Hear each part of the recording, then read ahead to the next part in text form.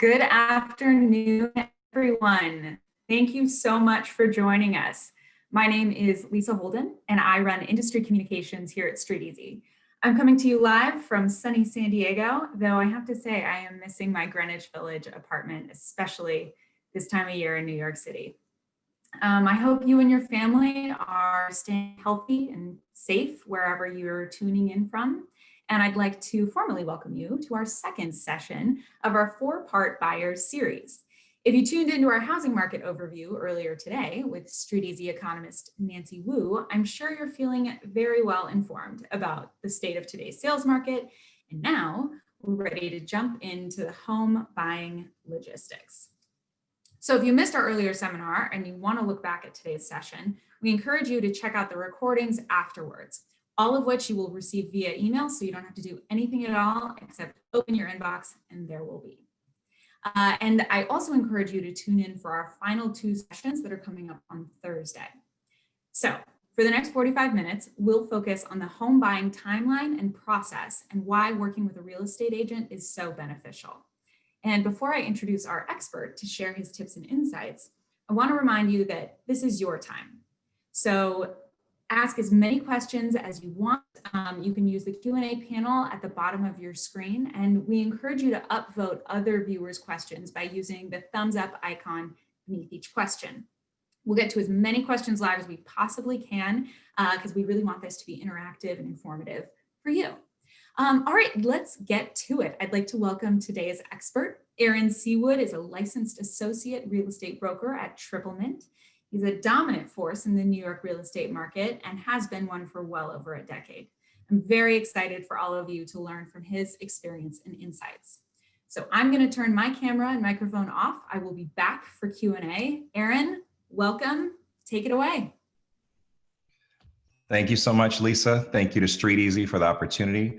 And thank you to all of you for taking time out of your day to hear me talk a little bit about buying in New York City during COVID. So let's dive in. So first things first, I think we all know that it's not a secret buying in NYC is pretty complex, and even more so in the era of COVID. So I couldn't recommend highly enough for you to hire or enlist rather a buyer's agent to help you navigate this new normal. Another thing to give thought to is this buyer's market that we've been hearing about.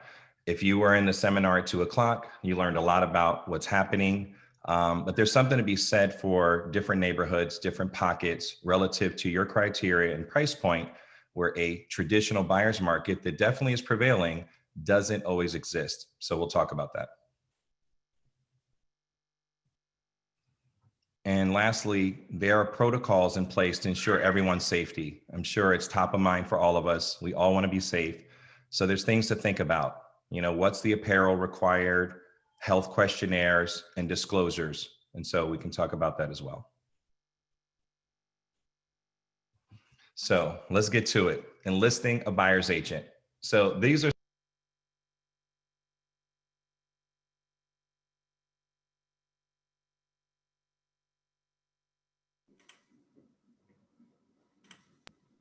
Hey, Aaron, I think you might be on mute there. Why do I need one? When should I hire? Will I get a better deal if I represent myself? And how much will it cost me?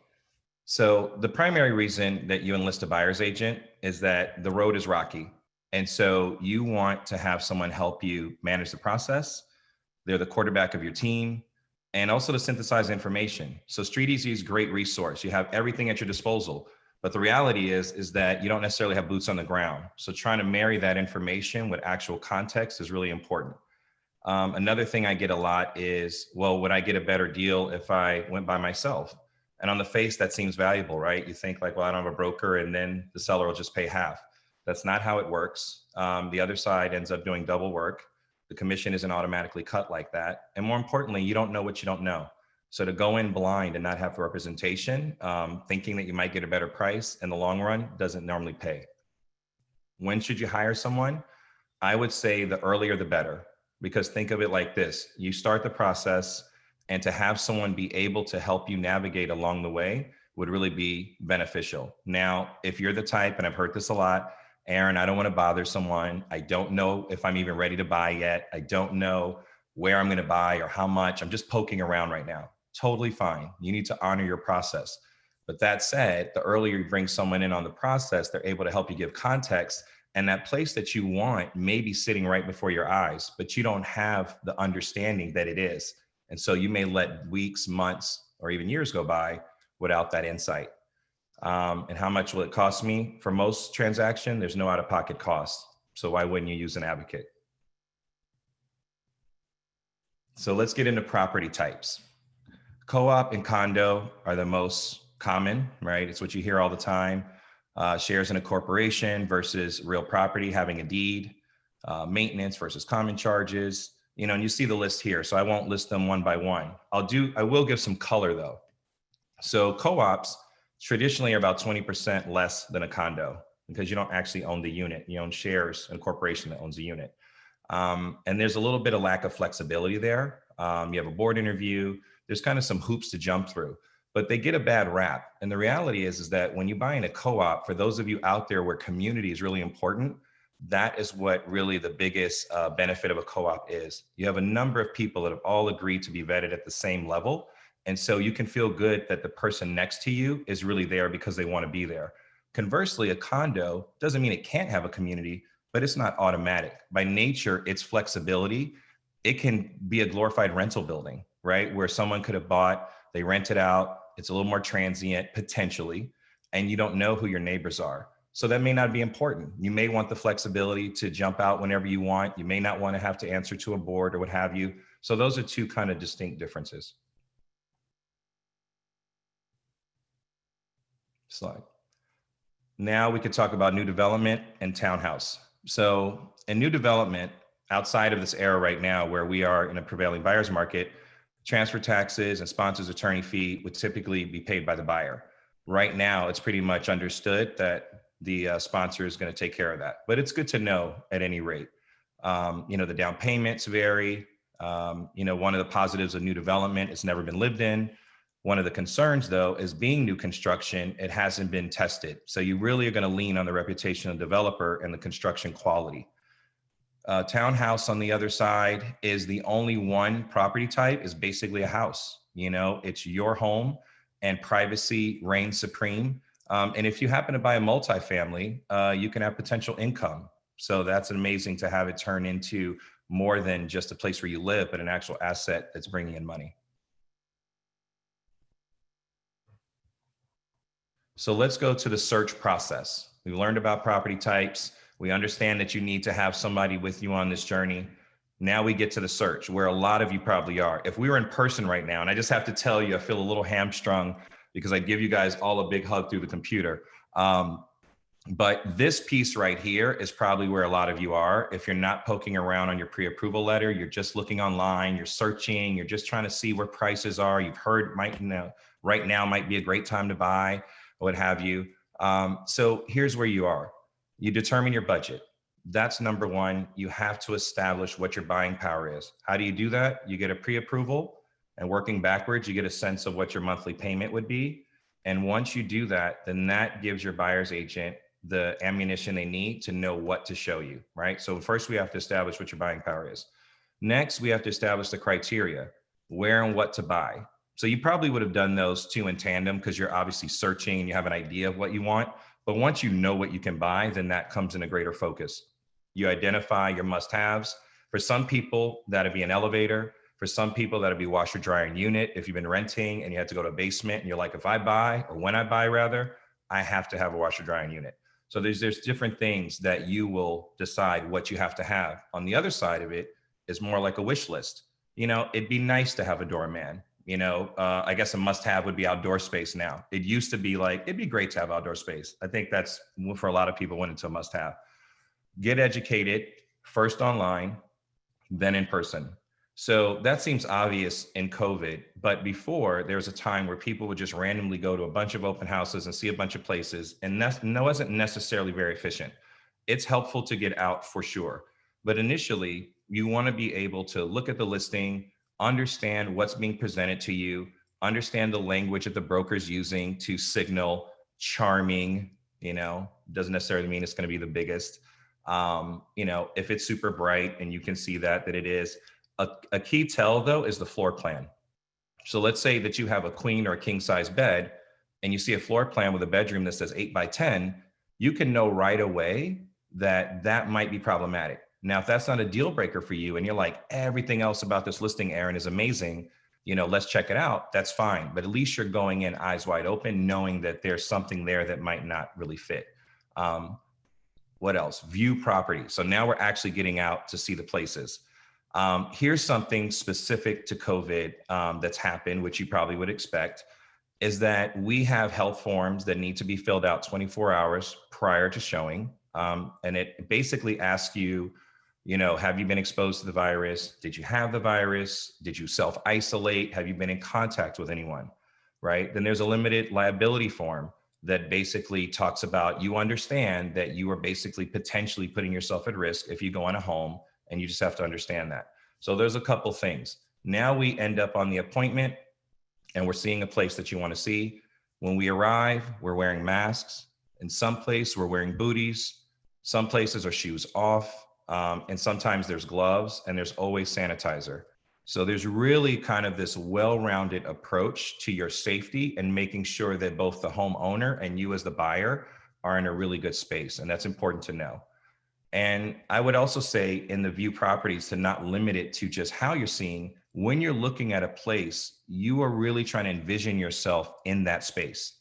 What does it feel like? When you walk down the block, could you see yourself going to that coffee shop? Is it maybe commuting isn't as important, but there was a time where, the walk to the train meant something. Maybe for you, it still does, right? So you're going to take account of all these different metrics and kind of see what does this home feel like for you, and kind of do a pros and cons. And I typically do that with my buyers in the moment, because as you start seeing more and more places, it really starts to blur together. So that's an important note. And my overall philosophy is start like a flood lamp and like a laser.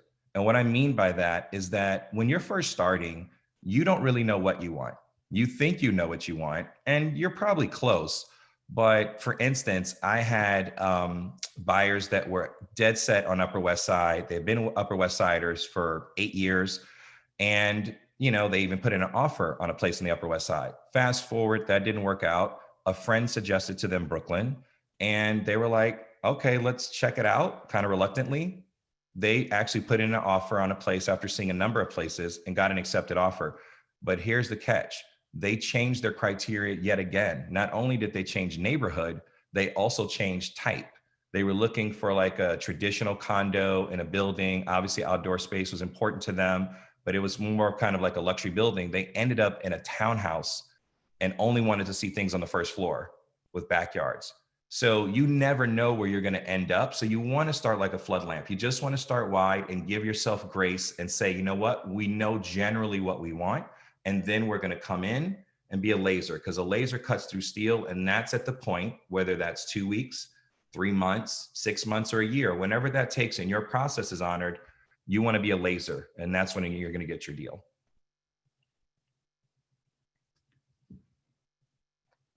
So now we've seen a bunch of places. We are super excited about one in particular.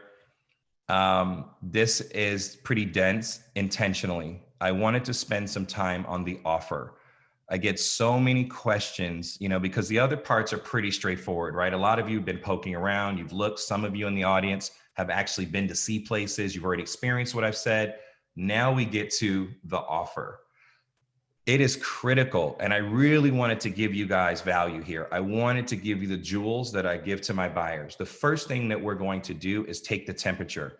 That happens immediately. And this is why you want to have a buyer's agent early, because they can be in the space with you. And while you're looking around, and of course they'll see it as well, they're going to be establishing a rapport with the listing agent if they don't already have, a relationship with them. This is super important because we're trying to gauge the seller's motivation. We're trying to understand, hey, are you in line with this buyer's market that's happening, or are you one of the last holdouts? It's important to know. Comps. Comps are tricky right now. It really falls in two camps: pre-COVID and COVID. Anything that happened in pre-COVID, you can basically throw out the window. It is what it is. We're in a new era right now. So I would argue that actives and ideally in contracts are your best kind of barometer, and your buyer's agent will be able to help you talk to their colleagues, get an understanding of some things that went in contract right now, last week, 2 weeks ago, a month, that is more recent and kind of relative to the circumstance, and even actives to a degree, because everyone's had to kind of get in line. And so they're at least a good baseline. What is it worth to you? This is so critical, because the comps and everything else that you get, honestly, are technically irrelevant. They're only a guideline. What is it worth to you is the real number. They always say it's worth what a buyer is willing to pay for it. So that's something that you need to have established, and it'll be hard, because what a buyer's agent will try to do, and I do a lot with my clients, is try to keep the emotion in check. This is a place you're going to lay your head. This is a place you'll potentially raise your kids. This is serious business. This is your home. For some of you, it's an asset and you're looking at it somewhat as an investment, for sure. But for many, it's their home. And so what is it worth to you? For you, it may be 380,000. For the next person, it may be 420. For the next person, on and on. So having a walkaway number is really important, particularly when you get into a place where you get caught off guard. This buyer's market that we've heard is getting a little competitive, and now you're wondering, what do I do? You have to have a place where you say, if it went for $1,000 more or $5,000 more, honestly, I'd be okay with that. I would not pay $1 more. This is my number and I'm okay with it. When you can get to that place, that is a really safe and beautiful place for a buyer, because then you don't get caught up in the rat race of trying to get the place and all caught up in emotion. Contingencies. This one's interesting. I left it based on what I typically guide my buyers on, which is less is more. I still think it's relevant, but I have to respect and acknowledge that in this climate specifically, contingencies are expected, and you should push for as much as you can get. Again, having a buyer's agent, and I don't mean to beat this drum, but I think it's important, because you need someone to frame the narrative. If I'm going in on your behalf and I'm saying, we want this and this and this and this, and here's our offer, then I think that, I'm sorry. Okay, sorry. I just saw something in the chat. I was on a roll. So basically, if I'm going in and I'm framing that narrative for you, and I'm saying they want all these things, this and this and this, and here's our number, that narrative needs to be framed, right? We need to be able to be in a place that basically says, hey, this is just where we want to start the conversation, right? This is not the end. They're sincere purchasers, but whatever's their beliefs, their feelings about it, where they want to start, whatever the case. But if you have someone out front like me, I can frame that narrative and be able to present it in the right way. Less is more, though, is still critical, because when you get into those duels and you're dealing with another buyer, they are going to be quick, and you're going to know how bad they want this place as soon as they say, well, my offer is non-contingent. I'm all cash or non-contingent, or, I'll let you lease back for free. If you need extra time to close, what have you. They don't ask for an inspection, contingency, or a financing contingency, or what have you. So there is a place for less is more, but I would argue that in these times, it's nothing wrong for going to the wall, as long as you do it the right way. The counter offer. So the counter offer, I put sends a signal, and I meant this both ways. When you are dealing with a seller and you present your offer, a good buyer's agent is going to guide you and let you know that based on our initial offer, two things are going to happen. We're either going to, and this doesn't happen that often, but I've seen it, get no response at all, which is an extreme signal that you are not on the right planet. You're not even on the playing field, and you need to come up. But more than likely, it'll be a tight counter. And what I mean by that is we offered 510, they wanted 580 to start. And so they counter at 570, 565.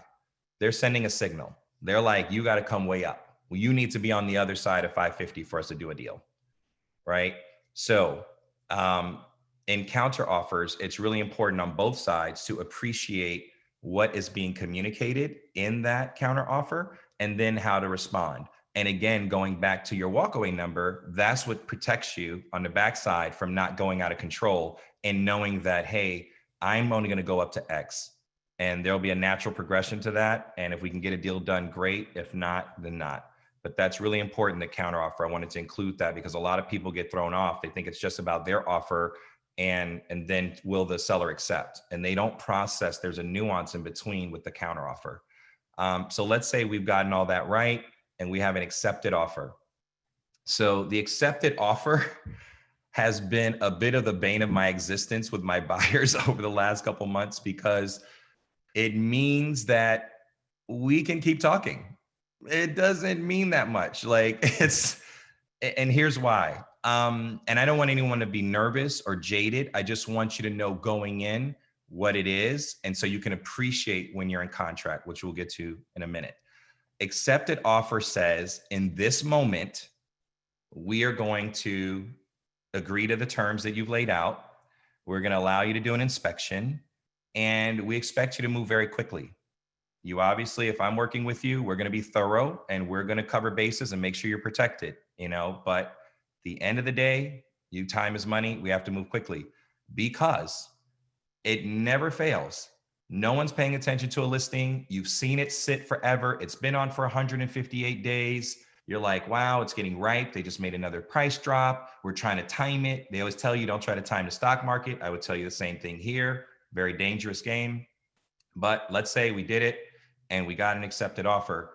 There invariably will be other people that will come around and be like, you know what? Remember that place we saw 2 weeks ago? Let's go take a look at that again. And if you move too slow and you don't have your ducks in a row and your team assembled, it's going to be a problem. And to be fair, even if you do, because I have my buyers airtight and there's still that buyer that comes along because the energy is now on the place and they say, we want to offer X. And then the listing agent invariably comes back and says, oh, this is killing me, Aaron. I know we have an accepted offer, but these buyers just offered X. We want to offer you the opportunity to come up and match because, the seller would love to deal with your people. So now the market has spoken. And again, back to that walkaway number. So you are not safe until it's signed. Now, I don't want to skip over the inspection. That's something that you really have to have lined up and in your back pocket, ready to go once it feels like you're about to have an accepted offer so that you can say, hey, accept my offer. I already have my attorney ready and I can inspect tomorrow. What's up? That's really how you have to be. You have to be ready to rock. If not, you allow every day that goes by is another opportunity for a buyer to come, and that listing agent's fiduciary duty is to his seller or their seller to get them the most money in the shortest amount of time from a willing and able buyer. We have demonstrated that we are that. We are not necessarily the only one or the best one. We may just be the best one at the moment. So we have to move like the wind to get past. So the inspection is very important to make sure that's lined up. And there's nuances between resale and new dev. A resale means it's somebody that owns it and they're selling it. And they've had it for 10 years, 5 years, 20, whatever it is. The inspector will go inspect the home. It's pretty straightforward. It's as is, it's understood. Obviously appliances need to be in working order. It shouldn't be leaking, baseline things. But overall, you're understanding that you're buying that home as is, unless there's other representations. On the new dev side, this is where it's different because what you're doing now is inspecting a product that was just built or put together. And now you are looking to make sure that everything, all the I's are dotted and all the T's are crossed because there's no history here, right? So it's a little bit more intense. And you're going to create what's called a punch list. And you're going to make sure that you go step by step by step and say, hey, the inspector's going to call out this, they're going to call out that. Call out this, where the weeping holes, where's this drain doesn't look right, like rip it apart, right? Blue tape everywhere. And then as you get further down the process, there'll be a time where you'll be able to walk through and make sure those things were done and then do a final. So those are kind of the distinct differences on the inspection, which is really important. is the resale is pretty straightforward. New dev is more entailed, and you're going to have a punch list. And I will add, there will be 33 to 55 things that the inspector will find. It happens every time. That doesn't mean that you present 33 to 55 things to the listing agent to send to the seller. You will sit with your buyer's agent, and you can obviously discuss with your inspector to say, listen, I know you're kind of covering, CYA here because you want to make sure there's no liability, and you're telling me everything. There's a difference between things that are critical, health and safety, and there are things that are cosmetic and that I'd like you to do. So what you do is you break the list up, and you ideally only identify the things that are critical. Again, that keeps you in the cleanest deal category. Once you start to drift over and you get too cute and you list all these things, you automatically scream, oh my God, I'm nervous. I'm not really sure of what's happening here. So I'm gonna ask for it all. And then that becomes problematic, and your deal becomes a little bit tenable there. So it's very important to know. And just as a last highlight, deal not binding until both parties have signed. So let's breeze through as we go, because I gave you a lot of information here, and we'll kind of speed to the end. Pre-contract recap. So you're going to get pre-approved for a loan. You're going to see some places. You're going to put in an offer, and there's going to be a negotiation. You're going to do your inspection. You're also, at the same time, you're wondering, well, Aaron, how do I know if the building is suitable, the co-op, the condo, how it's run? That's where your attorney comes in. They're going to do what's called due diligence, and they are going to make sure that the financials are sound. They're going to check the offering plan, the amendments, everything. And they're going to be the ones to look for red flags on the inside. You and your buyer's agent with your inspector are going to check the outside, meet in the middle. And if it's a green light, go, then you go. Sign the contract, 10% deposit. You sign first, and then the seller signs. There's that moment where everyone's waiting, and it's like, sign the contract. And then they sign, and then that's when you, So at this moment, can we take 2 seconds? I know we're short on time. You guys have bared with a lot of information. Deep breath. We just signed our contract. You saw so many places. You lost a couple places, but your place is yours, and the contract just got signed by the seller. That's it right there. Okay, next slide. Thanks for doing that with me, all three of you.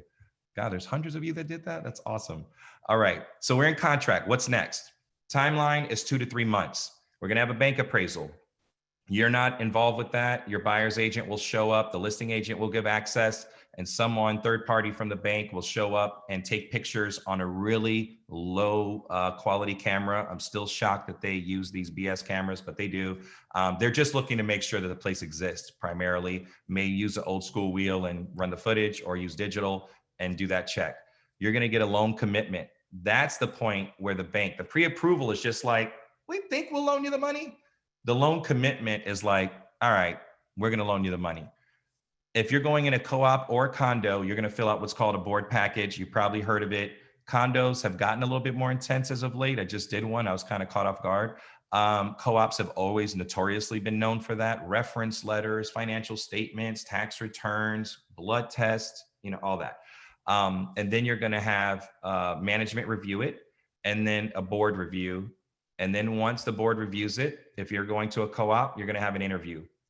Your buyer's agent will prep you on that, and they will basically run you through the do's and don'ts. It's straightforward.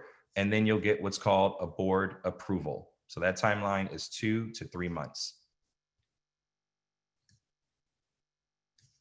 Closing the finish line. This is the exciting part. So this timeline is typically 2 to 4 weeks. Now, when I'm giving you these timelines, I'm trying to factor in COVID still, but everything it depends on what you're buying and how everything lines up. And sometimes it can go quickly, some things can get delayed. Okay, but these are really solid estimates. So the bank is going to give a clear to close. So yeah, they gave you a commitment before, but once they clear to close, that means they've run all their kind of last checks and made their calls and ran their numbers and did everything and said, hey, you know what? You guys are good to go. Green light, go. Closing date is set. We're going to do something called a final walkthrough. Now, I'll take you quickly. If you did the new development play, right around the time that you would be doing the loan commitment and all that in the previous page, you would have done like a kind of a pre-walkthrough, punch list walkthrough to kind of check, give about 10 days out from closing, maybe 2 weeks, to see where the sponsor is with those fixes. And normally everything should be done. There might be a couple left. And then at the final walkthrough, which is typically what happens on a resale, then you'll see if everything is in shape. You have your closing. Some of them are virtual. There have been some in person that I've done. So don't think that it's automatically virtual. That depends case by case. And once you close and your hand is cramped up from all the papers that you have to sign, but you will gladly sign them at this point because now you have a home, that's when you celebrate and you are done and you're good to go.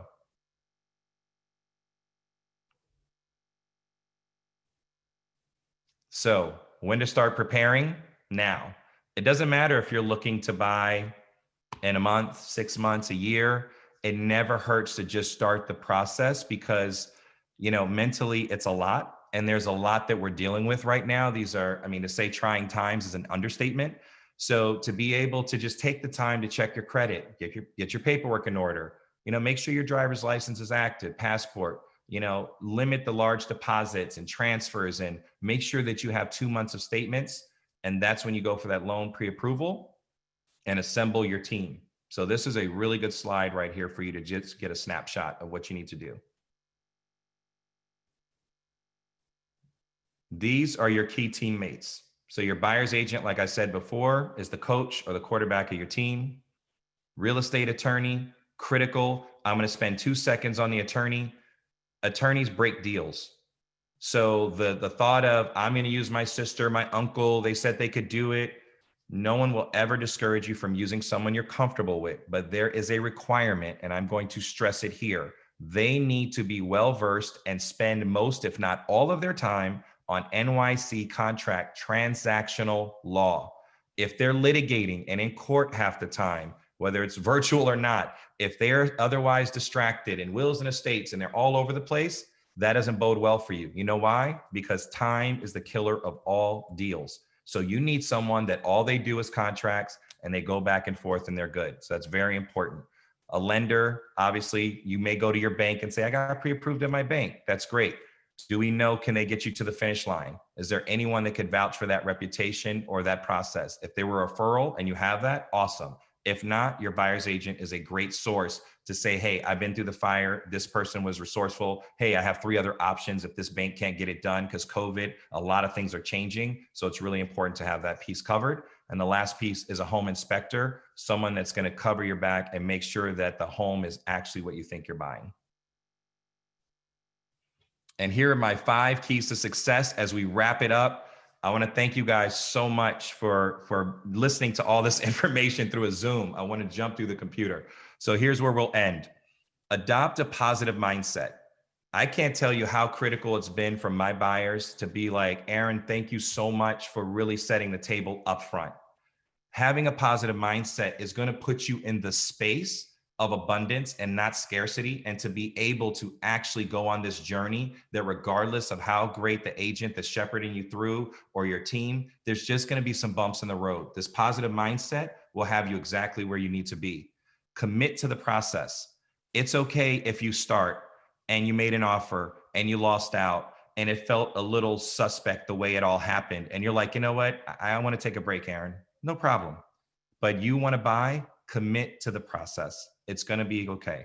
Be open-minded. We talked about that flexibility in neighborhood, price point, property type. Is it maybe a fixer-upper where you thought you only wanted turnkey, but everything else is answered? Be open-minded so that you can get the best things shown to you. Start slow, finish fast. Start slow means really go through your process. Be that flood lamp, start wide, appreciate this journey that you're going on about home buying, and finish fast. Like I said, it's one of those things that's like almost like, go, take your time, and all of a sudden, go, we got to go, chop, chop. So if you know in advance you need to do that, you won't feel rushed. You won't feel like, you're putting in a tough situation. And the last thing I'll say, if you love it, act like it. If you love it, act like it. So buyer's market aside, if you love this apartment, you love this home, and this is your place and you see yourself in it, act like it. There's a difference between trying to steal a deal and find a place that you can rest your head. Thank you so much. Awesome. Thank you so much, Aaron. Okay. This might be the most engaged audience we've ever had. You Oh guys are my my God. favorite. There are You go with my so many questions. snafus, trying to minimize the chat. Sorry about that, guys. No, you're perfect. It's all good. So here's All what we're right. going to do, Aaron. I'm going to get to as many questions as possible, and we're going to do this lightning round style so we can hit these rapid fire. Okay. So first one upvoted this whole time is around what is the typical or most common way that most buyers find their agent? Ooh, wow. I did all that talking about you need one. You're like, great. How do I find them? Where is he? So that's a fair question. Okay, so first, because we're gonna do lightning round. First is referral. Be aggressive in your network, and again, of people that you trust that you know are very no nonsense. They don't play around. They do their homework, so that you have this added layer. The other way is you can you can Google. Zillow is a source. They have a review system. And I think also kind of putting two and two together, we go on Amazon and we look at reviews and we kind of see, does this add up and make sense? I think a referral source, and obviously if someone is doing work, their name should be out there. But respectfully, when I was a new buyer's agent, I know I was good and I wasn't as prominent. So it may be a little bit harder, but that would be the first things I would say is between reviews and referrals.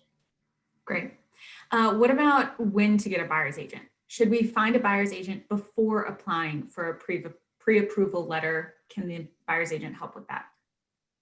I think that cuts both ways. My recommendation would be that you'd have your buyer's agent first. And the reason I say that is because you don't have to use a mortgage lender or broker or banker that they recommend, but it would be great to have them as options and to talk to before you commit. Now, you're not boxed in. You may go get your pre-approval because you just want to know, and you go down to your bank and you walk in, and obviously not walk in now, but you call and they say, yeah, of course, send us this, send us that, or don't send us anything, just tell us your credit. It's varying levels. But I would say initially you would want to start with your buyer's agent from gate, ideally. If that's not possible, you don't wait. Go ahead and get pre-approved, because that is still a great tool to have ready, so that when you do have your buyer's agent, you also become more credible in that sense, to say, hey, I've been pre-approved. I know my buying power. I'm ready to go. What's up? So I think that it can work either way. Got it. Makes sense. Now, what are transfer taxes and how much do they usually cost? So on the buy side, you have, I can put a whole breakdown because to go through all that would be kind of laborious. If you guys want, hit me. I'll send you actually all closing costs and all that. But I'll tell you like instantly, like on the mansion tax is 1% of the purchase price. That will normally be paid by you, but there's transfer taxes that are for the city and state. And then normally either, again, if it's new development, that'll get paid by the sponsor, or on your side, depending on the climate. But I think the easiest way to answer that, depending, because it changes whether it's a certain price point or a property type. And I'm happy to send you guys closing cost schedule. So you're not even just getting transfer taxes, you'll get every single breakdown. So feel free to hit me up after and I'll get that for you guys. Great. That answers our next most upvoted question around all the costs involved. So please do send that. Yeah. What if I don't like my buyer's agent after the first offer didn't go through? Is it too late to break up? No, but I would say go with grace. Always, express your concern. First, I would say, and I'm going to say this very clearly, having fortunately never been in this situation, but having been around it a lot, because people come to me second, I would say do a self-audit, to be fair. Make sure that you were a clear communicator. Make sure that you cooperated.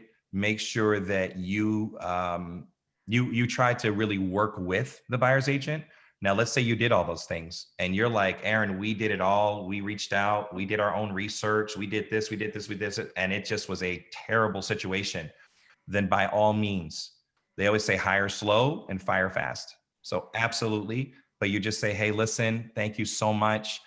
Sorry, this didn't work out. We're going to go in another direction, or we're going to pause our search. We're going to take a break, and that's it. And you kind of just go that route. But I would always say, taking the high road and how you do it, but no, you're not locked into anything.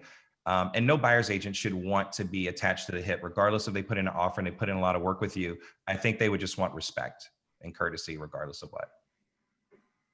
That's some great life advice across the board, in general. Life advice? Oh. How about land lease apartment buildings? Should they be avoided completely? Wow, that's a good one. I always like to use the term with my buyers and sellers, we guide, you decide. So with land lease, it's interesting because it's a common thing where we will typically say that's not necessarily go to, but it's not our place to say to avoid them altogether, because it really depends on the unit and I think the nuances of that situation. But to not avoid the question, land lease is basically where, the corporation, let's typically call it a co-op, is leasing the ground that it sits on and doesn't own it. So that typically makes the maintenance cost a lot higher. And so those carrying costs can be brutal. So there has to be a really compelling reason for you to say, that's okay, I'm going to deal with those carrying costs. So I would never say never, but would that be my first go-to or thought for a lot of people? Probably not. Yeah.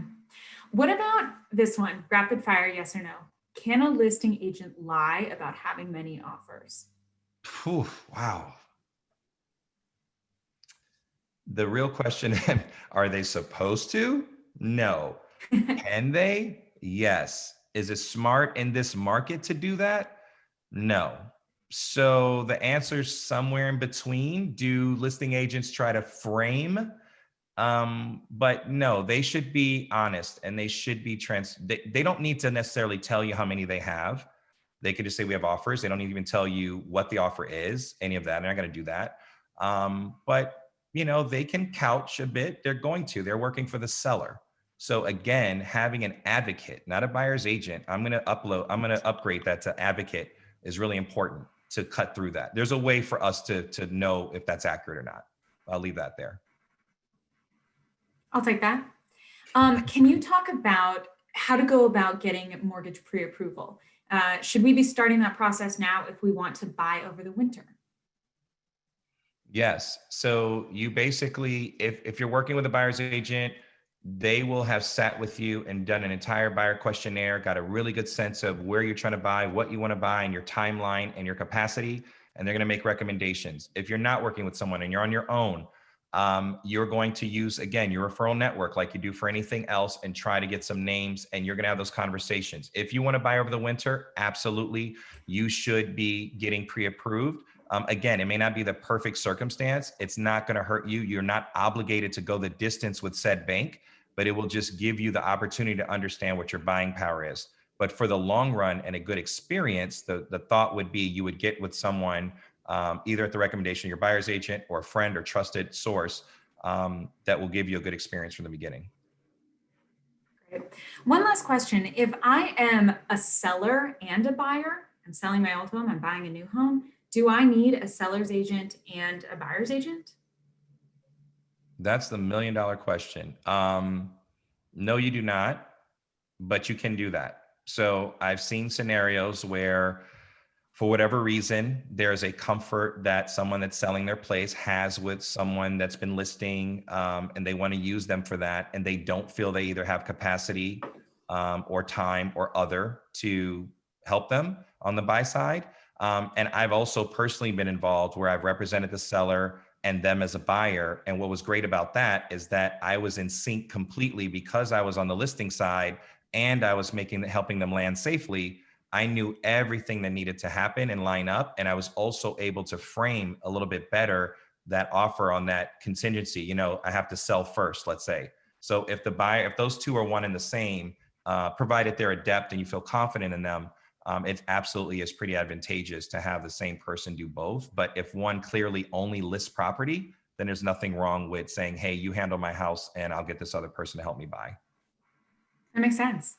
Well, listen, everyone, that's unfortunately all the time we have this afternoon. And I hope everyone enjoyed today's chat. I certainly did.